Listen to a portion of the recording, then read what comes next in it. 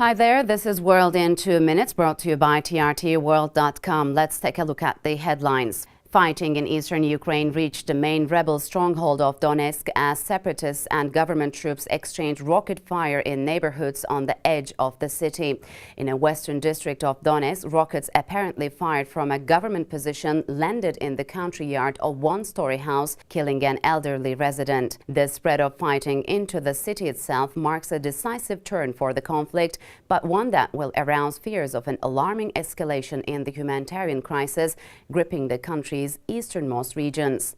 As government troops try to tighten their encirclement of rebel citadels, officials in Kiev have warned of a spike in Russian troop numbers along the border, arousing renewed fears on intervention by Moscow.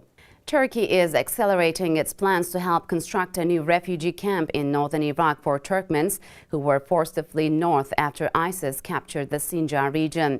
With the move, the government is hoping to prevent a new influx of refugees into the country by transferring more aid to Iraqi Turkmens within the border of the neighboring country, not on Turkish territory. Some 200 Turkmen families fled to the region near the Turkish-Iraqi border on the weekend when ISIS militants swept into the region between Sinjar and Mosul, but there is no accumulation of refugees at either the Zako or Habur crossings between Turkey and Iraq, a Turkish official told. Australian Prime Minister Tony Abbott said the country will spend an extra $630 million on security and intelligence services over the next 4 years. Tony Abbott also announced it will be an offense to travel to a battle region overseas without a valid reason. At the same time, he said the government would drop its bid to change the Racial Discrimination Act.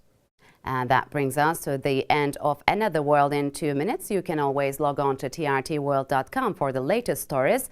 Until we meet again, goodbye.